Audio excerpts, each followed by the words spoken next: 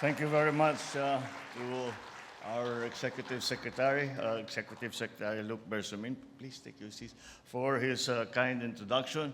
Of course, the Department of Finance Secretary, Secretary Ralph Recto, and the officials of the government-owned or controlled corporations, my fellow workers in government, cabinet secretaries who are here this morning with us, distinguished guests, ladies and gentlemen, a warm and pleasant day to all of you.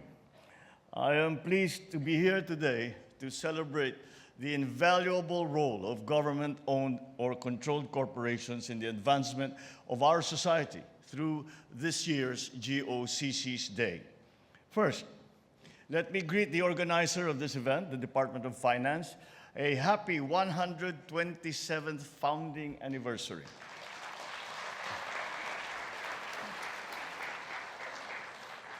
Thank you for hosting this annual event. It goes beyond merely recognizing the GOCCs for their contributions to the nation's coffers. This occasion also encourages greater performance and excellence across government corporations that hold a major stake in our country's progress. With that said, let me acknowledge the GOCCs represented here by their heads and their board members. The passion, the drive, and energy that you have demonstrated in your respective institutions have contributed significantly to the growth and prosperity of our people and of our economy. But it is wrong to view GOCCs as mere revenue generators.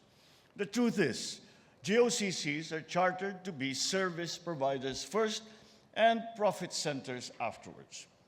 As such, your value and worth are not to be found in the dividends alone that you remit to the Treasury, but on the services that you render to people. It will also be incorrect to relegate GOCCs to the rear column of government, behind national and local governments. For the truth is, whether financially autonomous or subsidy dependent, GOCCs are public trusts designed to be government frontline institutions. So today, let me thank you for the services that you have rendered and for the dividends that you have remitted. Last year, dividends remitted reached an unprecedented 100 billion pesos. I am sure that we will surpass it this year. And if the amount remitted as of May 3, which is 88.56 billion pesos, is any indication, then we are on track to meet that goal. Since those dividends also come from the people, let me assure you that they will be carefully spent like the precious taxes that come from the sweat of their brow.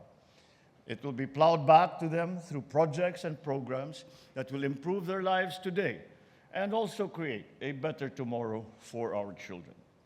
It will be invested back to growth-inducing activities that create jobs and harness opportunities.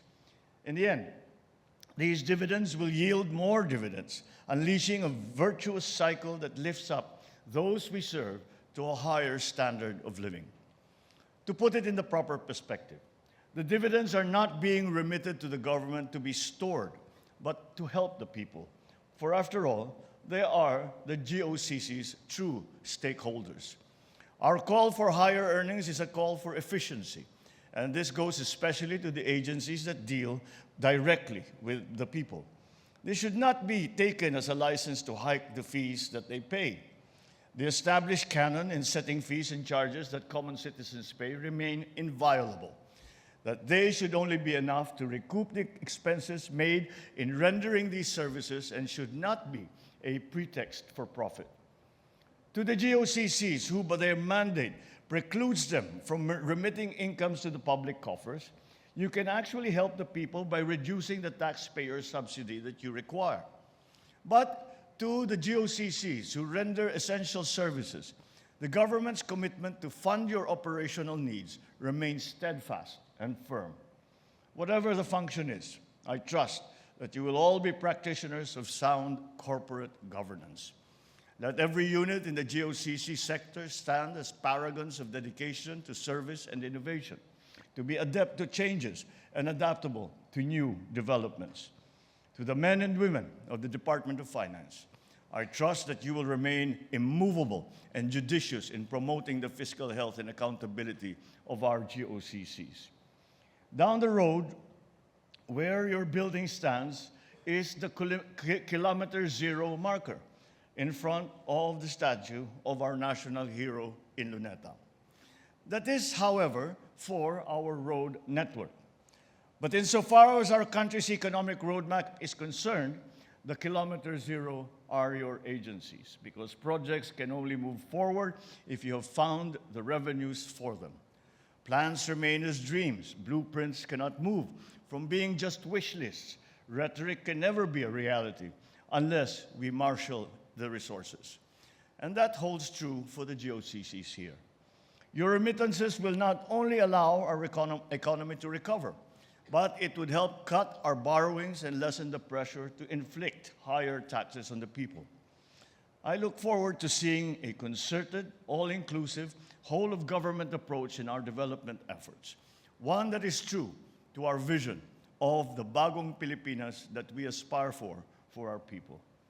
Again, I thank each of you for the desire and the endeavor to serve our beloved country. Mabuhay ang mga GOCC, mabuhay ang bagong Pilipinas. Magandang umaga po sa inyong lahat at maraming salamat po.